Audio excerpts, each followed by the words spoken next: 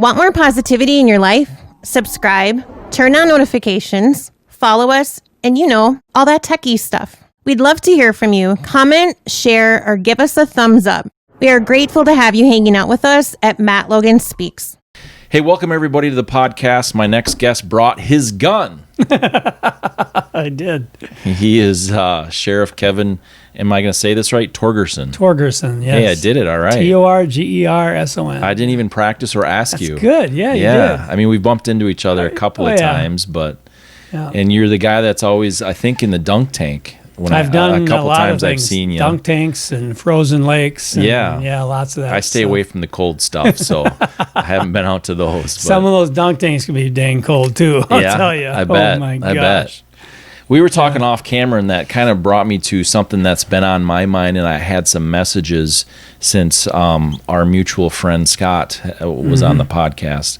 People have asked, we're recording this a couple days past the election, and we haven't found out who won yet in the presidential election. But people have messaged, and it's been on my mind, are you afraid of what might happen with like riots and looting, even in our area? I wouldn't say afraid. We are aware. We know that there's a possibility, and I have not been shy about saying this, that there is no question in southeast Minnesota there are some people that would be ready to take some action in that way if they thought that if the cause was available to them, that they could take advantage of it. So there's no question. And we're close enough to the metro area that there's plenty of folks up there and that have demonstrated that if there was an incident that could cause some kind of concern in that way, that they'd be down here, what's it take, an hour and a half to, hour 45 to drive from the metro at the most, to Rochester. Yeah, and if they're in a hurry, we all know it's a lot less. Exactly. So, in fact, I don't know. I've never sped in my life. Well, you can only assume. Right. But even in the immediate days and weeks after George Floyd died, we were hearing different things that we were monitoring through our intelligence gathering and stuff like that. That there was a lot of talk up in the metro about bringing it to Rochester for some reason, and we knew that there was some people in Rochester that were encouraging it to come to Rochester because of beliefs and understandings that Rochester has, and we do. We here in Olmsted County, Rochester, we have big city problems. There's homelessness. There's all of those issues. Population in Olmsted County itself is around 200,000? No, not quite yet. Right around 100 and I think it's 160. Okay. 156, 160 somewhere in there. The last time I looked, and obviously we've been growing considerably. So, I don't know what, but I'd ballpark 160. Sure. So there's definitely big city problems with that, for sure. Absolutely. Yeah. And then it's 60, 70 miles away. Right. We have the metro. Yeah. I flew into the Twin Cities the second night of the rioting and looting after George Floyd, and I got to tell you, man, it was pretty insane. So it was a war flying zone. in over the fires, and you could see some of that. All the fires and the smoke, and I really felt like I was in a different country. Yeah. I mean, you hear about it on the news a little bit. It didn't get a lot of coverage. I was a little disappointed in that, but flying in and seeing it, it's like, surreal. Yeah, and I haven't been up in that area. I've been to the metro a few times since then through the summer and the fall here, but haven't been through those areas. And I'm really sure I need to go through those areas. I've been around a long time. So I was started with Hennepin County in 1980, which was not that far away from 1967, 68, 69.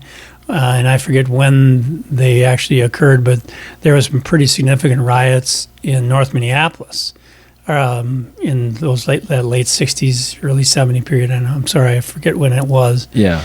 And I had a friend in college that I went to college with up there. He was a longtime police officer as well, and he's retired already. But he lived on the north side, and I used to run through that area and saw that, and so I've seen what that's like afterwards. And this was, 10, 12, 13 years later. And then I started working in Hennepin County, my first law enforcement job.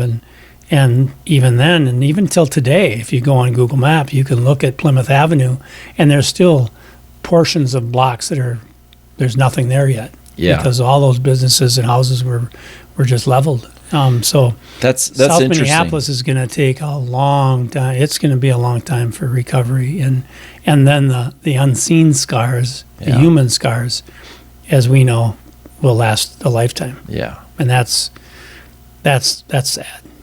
That's an incredible point, because most people don't understand. I'll give you an example. You pulled in, you probably saw the lift that I have outside in the driveway. Yeah. So I had a shop fire, my business had burned right. down shortly after Deej died. Yeah. And I'm rebuilding the shed right now. That's 8 years later. Yeah. It takes a long time to rebuild anything. Not that I'm rebuilding the business, I'm not, but we need another shed.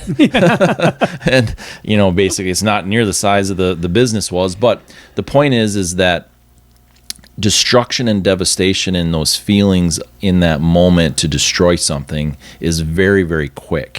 Happens rapidly. A fire destroys things in minutes and in hours. Right.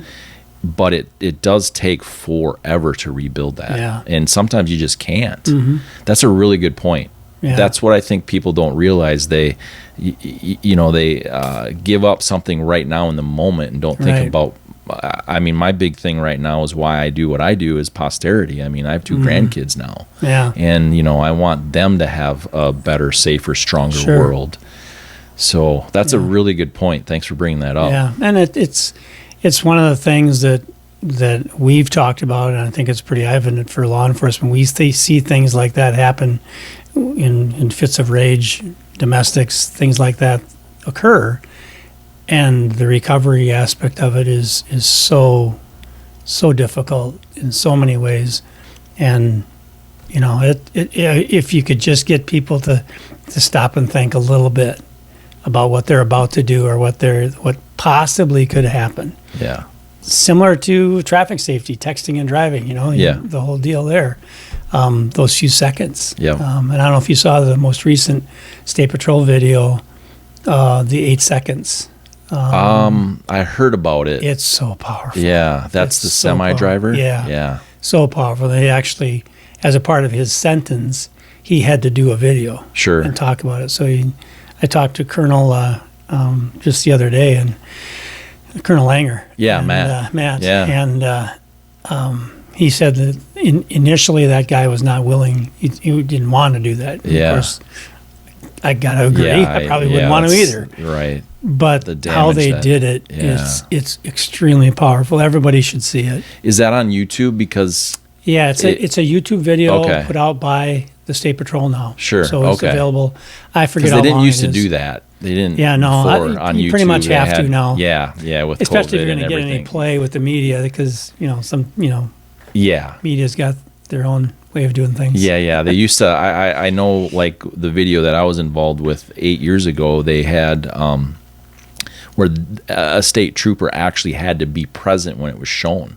Oh. I don't know, some licensing weird things with some of it for like 2 or 3 different videos. Yeah, when I was a school resource deputy, there was different times I wanted to do various things, and I couldn't do it because I had to have, even I couldn't show it. Yeah, because it had to be like from the state. And I understand the ownership pieces of that, but I believe this video is out there. It's been on social media. I'll have to look at it. And I believe it's called 8 Seconds. Okay. And people look it up. Very I'm powerful. Gonna look it up with you. Yeah, absolutely. Good. Those things are very, very important. I have a little bit of a problem, honestly, with that being part of the sentence.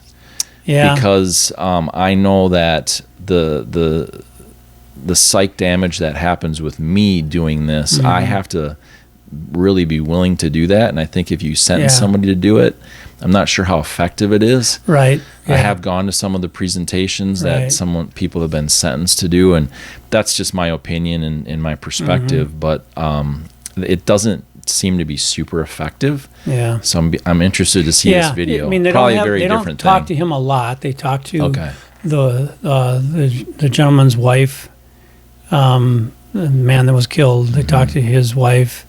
I think they talked to, I think it was a daughter, and then Colonel Langer talks a little bit too, and then they actually have dash cam video from the semi-truck, leading up to almost to the impact. And I'm not going to say the whole video. Right, yeah. It'll be hard to describe it. It's out there though. Yeah, it is. So so it's not all about the guy. The driver. No, right. But it does show both inside and outside cam video. Yeah. And it shows him on his phone. And a little bit of time was on the phone. And talks about the reason he was on his phone. So, it can wait idea. Absolutely. Yeah. Yeah. Did you follow that Kenosha incident where that kid shot and killed? Yeah, a little bit, as much as anybody could. So I want to tell you, I have a diesel tank here, and I had about $600 worth of diesel stolen, and I put a sign on it that said I have a 30-30. Oh yeah. And I put a little sign on it, said, I'm a pretty good shot with a 30-30. I'm gonna shoot your toes off, right? Come steal my fuel again. Yeah. I was pretty sure that whoever stole it basically knew I had it. Yeah. Because it's hidden. It's not really out. You can't see it real easily. Right.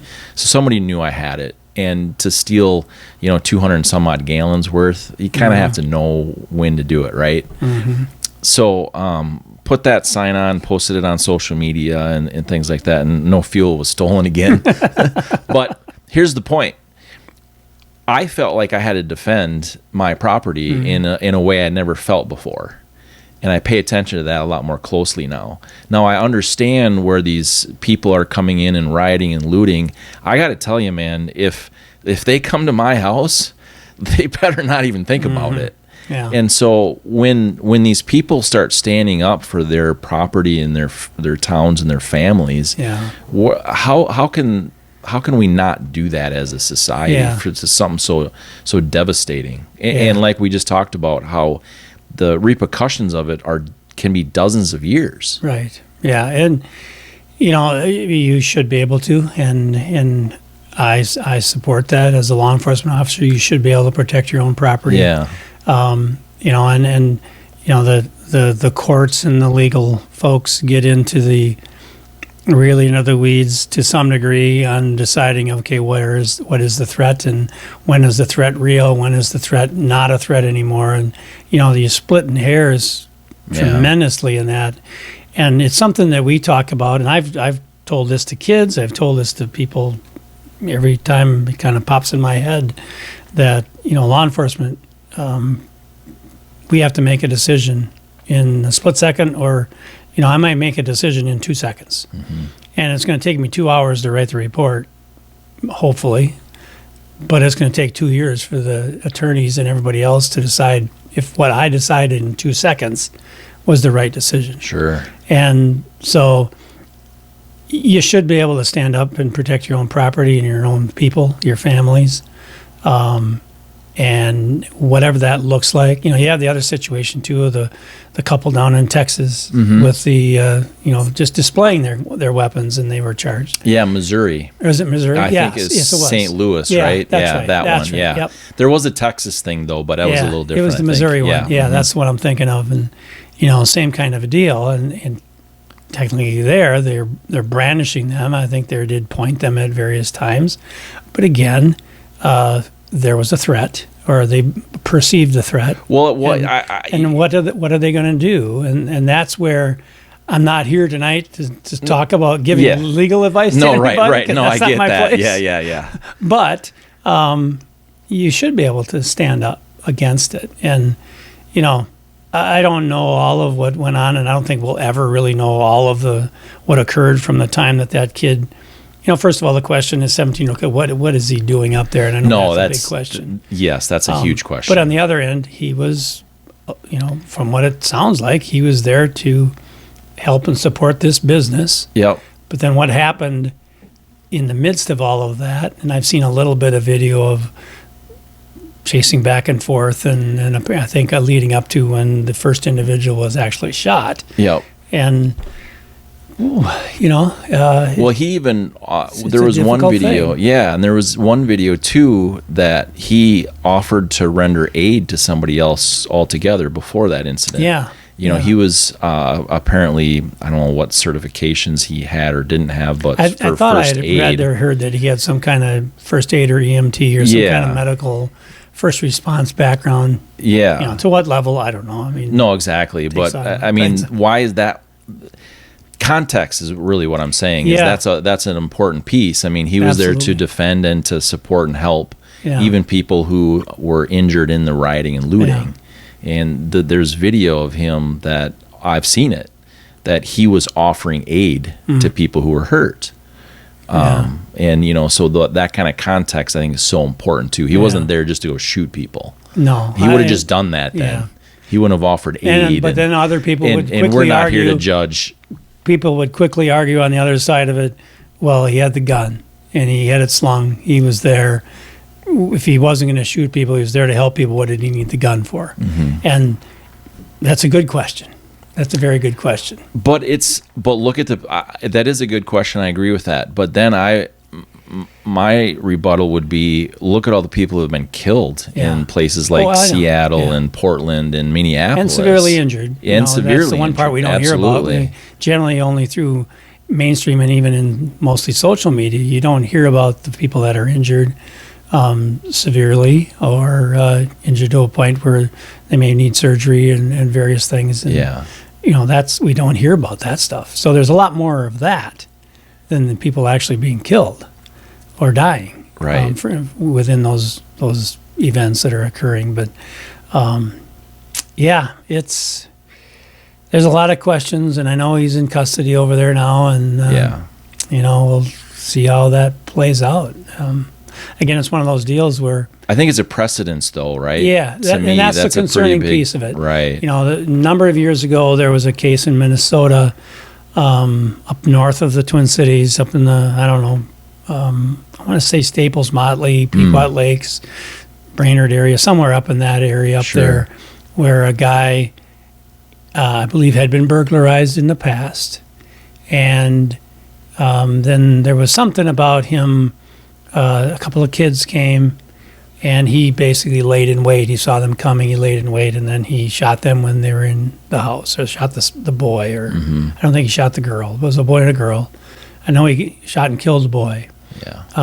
And basically laid in wait, hiding in the house when he full well knew that they were there. And of course, it's the big debate becomes the stand your ground, and you should be able to stand your ground and protect your property. But then there is that piece of, okay, did he have other options to mitigate that situation or de-escalate or whatever? And that's where the legal stuff starts to come into play. And I believe he was found guilty of killing that kid. Yeah.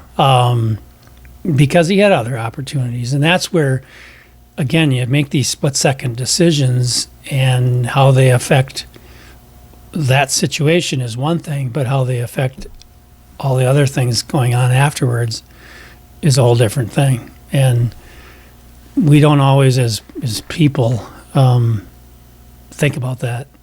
And that's also something we should talk about. We do need to talk about that more. As a people, as a society. Yeah, absolutely. Yeah. Because we've been in this. I don't know where we're going to go with this tonight. I'm not sure if it's a podcast. We just talk about stuff. So I'll throw something out there too. Yeah. And it's in the same vein, in guns and things like that. And I know this will concern our public, certainly in Olmsted County. And I don't have the numbers on hand. I can get them for you. They're readily available. But this year, and we've seen this now, there's a pattern. People look for patterns. I can show you a pattern that every 4 years, presidential election over the last probably 3 or 4 cycles, when the rhetoric starts to happen and the debates start to happen early in the year, we see a bulge in permits to purchase and permit to carry requests. They go up because you start to hear this talk about gun control. And then certainly after a mass shooting, the talk then stirs it up again. And, whether it's in D.C. or St. Paul, wherever, there gets to be the talk of, and Second Amendment. I should have my right to carry, my right to bear arms, all of that. And it's one of those situations that sheriffs have to issue those permits. We got our sign, you have that? Put our name on that. And the numbers this year, already in October, are higher than they were 4 years ago of permits to purchase.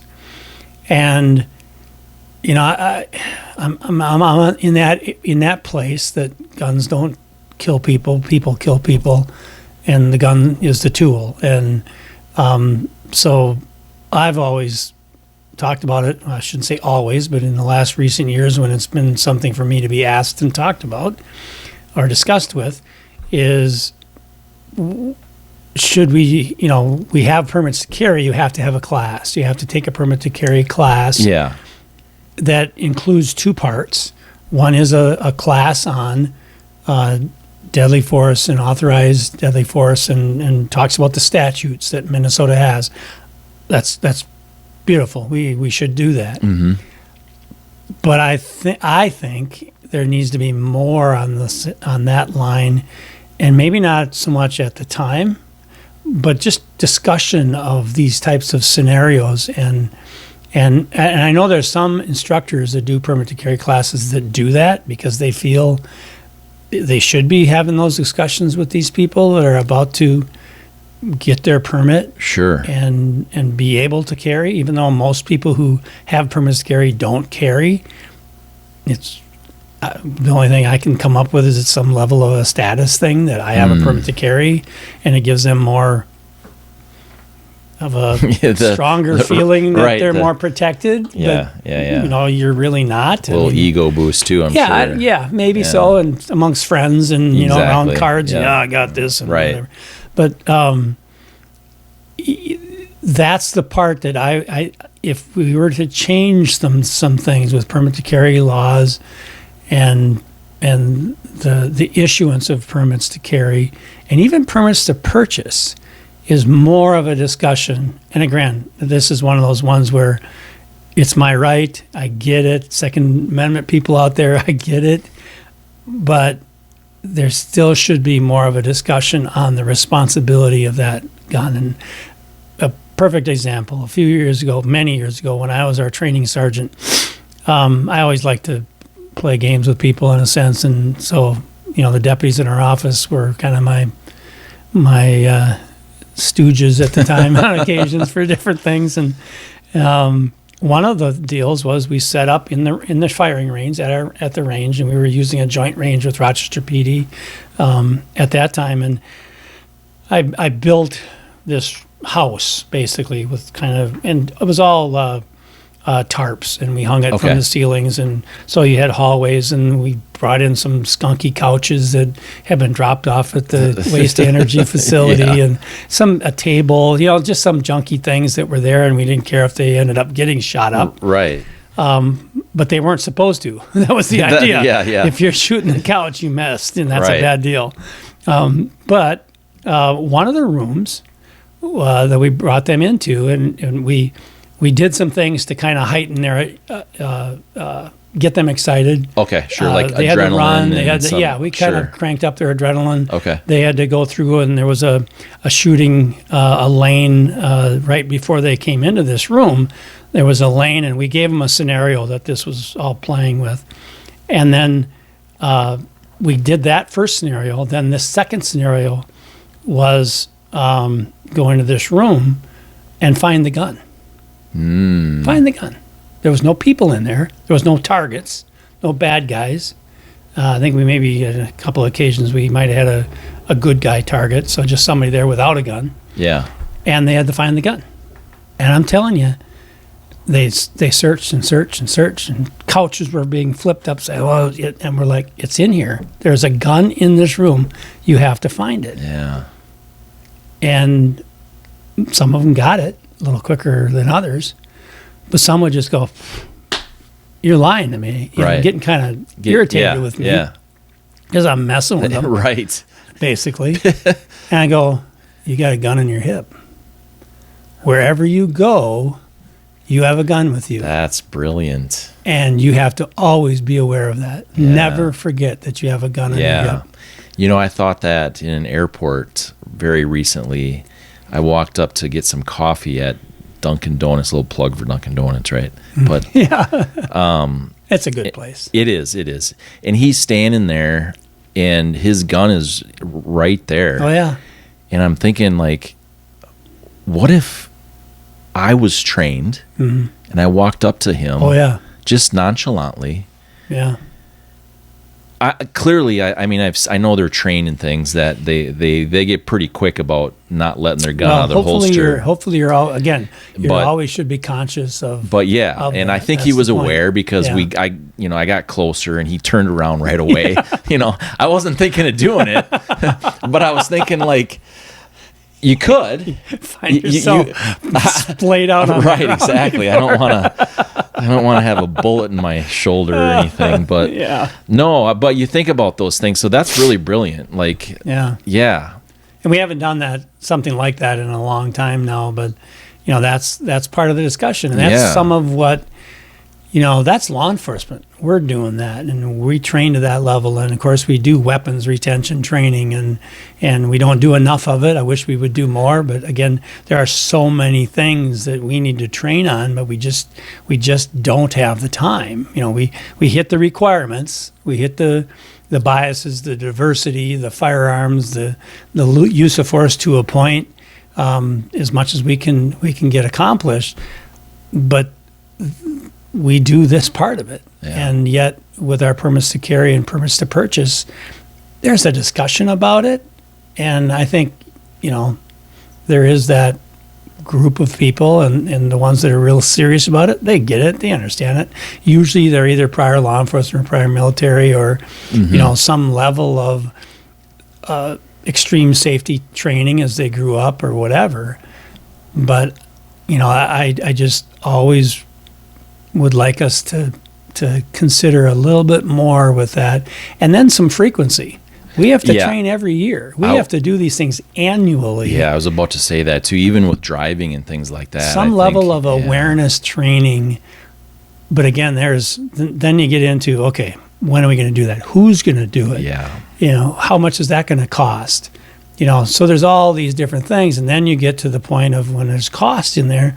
Now some people may not be able to afford that. So, now you're infringing on their Second Amendment right because they can't afford it. Right. So you just circle the wagons constantly and just kind of try to find a way. But, those of you that are out there and watching this, talk about it, bring it up. I think some of the gun clubs do some of that, don't they? Oh, absolutely. Yeah. Oh, there's groups that do those things. Yeah. But those are the people that are really bent that way. Right. There's a lot of people that were issuing permits to purchase to permits to carry, and they're both sides of the aisle. If we're talking Republicans and Democrats, it's both sides of the aisle that are coming. I mean, we don't ask them, what are you? No, right. But you kind of know. Absolutely. You've been around people a long time. You know. But actually, statistically speaking, I haven't seen it, but someone was telling me they saw this. Some of the areas that are a lot more liberal or democratic areas, their permits to purchase have increased dramatically. Yes, people I've heard that too. Really dramatically, like California as an example, or I can't remember where it was, out east somewhere, and stuff as well. But like their permits have skyrocketed. Yeah. And we've been running in that, and of course, COVID has caused us problems in Olmsted County because, for a period of time, most of the month of May, our government center was closed because we didn't have a way to mitigate and clean and do all the things that we knew we needed to. And our lobby to our detention center is a really small area. It's about the size of this room. Yeah. And with that number of permits coming in, they would sit in our lobby and fill them out. They're going to be in there for 10, 15 minutes. Yeah. And to have that large number of people coming and going constantly, plus it was the same area where attorneys would come to go visit people that are in the detention center. The detention deputies are the ones taking the form, so they're having contact with these people. So we really worked hard this was countywide, but us specifically on how are we going to, when we reopen, how are we going to do this so that we don't get our deputies exposed? And, we were talking beforehand about COVID and all of that, but we still had to be aware of that potential. And then we have to keep it out of the facility. We can't let something that is as contagious as described in the facility. And, around the state, we're seeing some of that. So we got in trouble. I shouldn't say trouble, but we've got some people that are questioning what we're doing because we're taking appointments so permits to purchase, for those of you out there, permits to purchase are free. You just fill out the form, drop it off. Right now, you can drop it off in a little mailbox-looking kiosk outside the front doors of our detention center. There's no cost to it. Your background check is good. We mail you a card. You got a permit to purchase for 5 years. You can go buy a gun. Yeah. And then permits to carry, though, require proof of identification. So you have to come in. We have to have contact. You have to give me your ID, photo ID, valid ID. It matches the address on the form. All those legitimate government-related restrictions or requirements to get something to that level. It doesn't take a long time to do that. And I had a guy send me an email. It took me 5 minutes, and I was in and out. And why are you scheduling us every half hour? Well, because the deputies have to take your information. They have to go outside and clean that stuff. And we can't have people coming and going, interacting. And then we're getting a lot of permits to carry where both a husband and a wife or a father and a son are getting them, and they're scheduling their appointments back to back. So we're putting them together and saying, okay, if you're in the same household, we'll put you together and we'll kill two birds with one stone in that sense. Right. So staff is doing all they can, and we've gone now from the beginning of COVID, all those previous years when we've had these big numbers that I mentioned before, we've had 1 to 1.5 staff working on these background checks, which involve criminal apprehension, the computer systems that we have, because we have to look up for any crimes of violence, drug dependencies, addictions, things like that. Drunk driving is one of the factors we look at, and those a lot of different things they have to do. It's a very in-depth background check that takes time. We had 1.5 people doing it. There was no way we were going to get done. So then we added a third person. So we went from 1.5 to 2, and then we added a third, which is one of our detention deputies that needed to be trained first. But she was pregnant, so she couldn't work inside the facility. So we had her for, I think, about 4 months. And I'm not sure if she's even had her baby yet, but it's any time. Right. And then we lose her. Yeah. But we had 3 people working full-time on permits to carry and permits to purchase, and we were not keeping up. And so now, just a few weeks ago, we took, so we have, there's 3 basic problems that we were having. Permits to purchase, which, again, anybody can get. They're free. Fill out the form, drop it off. You got a good record, you'll be fine. Permits to carry requires the ID. So is that's not conceal carry, that's just carry, right? Permits to purchase are just to own are free. Purchase a gun. Yep. That's free. Permits to carry. But it's not conceal carry. It is. Minnesota is conceal. Minnesota is an open carry state. Okay. So you can carry it just like I am, but most of our people in the state, you don't know because they don't advertise it. Yeah. Now you go down to maybe Texas or some other states. Yep. Well, open carry is common. Yeah, it's very. It is actually. I've gone into some gas stations and you expect to see that. They let this in a gas station, and it can happen in Minnesota. In fact, right here in Rochester, several years ago, my wife and I were in a more of a fast food restaurant. It wasn't a sit down normal restaurant, but we had chosen that day to go inside and sit down. And a guy comes up, I think it was a guy and a woman, and I think there was maybe some kids. It was a group of about 5 or 6 people.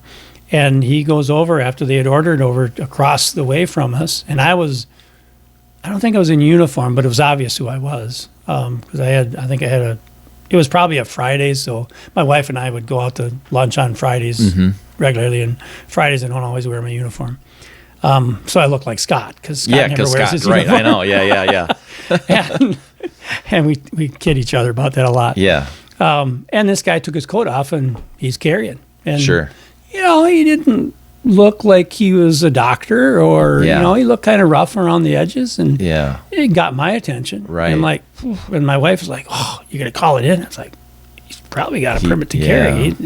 And if he's doing it that way, and he's open carrying like that, he's got a permit generally in Minnesota nice mentality. We like to draw attention to ourselves, and we're just going to kind of go along. Yep. He wanted people to notice. Right. And so there's those folks here in Minnesota that do that, but they can. Yeah. It's legal. It's a permit to carry, and Minnesota is an open carry state. And I don't recommend people doing that, because again, you're going to get some attention you probably didn't want. Right. Because now you're going to get those questions. People are going to call law enforcement, because we are going to come. Someone with a handgun that's visible, whatever, in their waistband, whatever.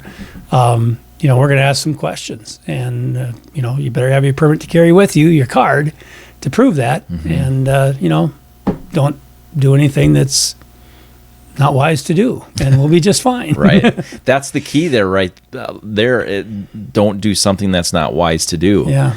And why do people think that they can do unwise things, and then it's someone else's fault? I struggle with that. That is the big question right now, Matt, and it goes back to even situations where law enforcement's been involved, and in some situations held to a standard that, granted, we're used to being held to a standard, and this is not a complaint. Yes. But there are situations where, and some very recently, I'm not going to start naming them, but no, right, I'm not. But there are some situations very recently where the individual who is involved with law enforcement, for whatever reason, in the media, mainstream, as well as certainly social media and certain aspects of social media, they're not accountable for their actions. Yeah. But by God, law enforcement is, and we should be. Yes. I fully agree to that, completely and totally. And we'll watch the same videos everybody else does, and we'll go, yeah, probably wasn't such a good move on his part. But we go, but that's rare. Back the horse up. Yeah. What happened first? Yeah. Let's talk about that. Where does this person have some ownership and in their own actions? And that's part of, and this goes back again to my DARE officer days, where we were doing DARE all over the county. I was teaching in all our Catholic schools in Rochester, and some other parochial schools. And we had one school that said, we don't want you guys here anymore. We're teaching the DARE program. My goodness, come on, relax. Yeah. And one of the issues was, we don't believe in teaching the kids that they have to be accountable for their actions and consequences. And one of our lessons was consequences. Yeah. If you do something that's not cool, not smart, not wise, there's a consequence to that. And that was the gist of the lesson. And the kids would get it. I mean, they're 5th and 6th graders. They're going to figure that stuff out. Right. And we were asked to not be a part of that. And that's kind of where we've come to today. We have. That people, and not all, I don't want to blanket anybody, any one certain group or whatever, but that is something that's bothering me these days, is that we don't talk about their consequences. We only talk about where the officer may have messed up, or where something went wrong. Well, the officer wouldn't have been there to screw up if there wasn't an incident.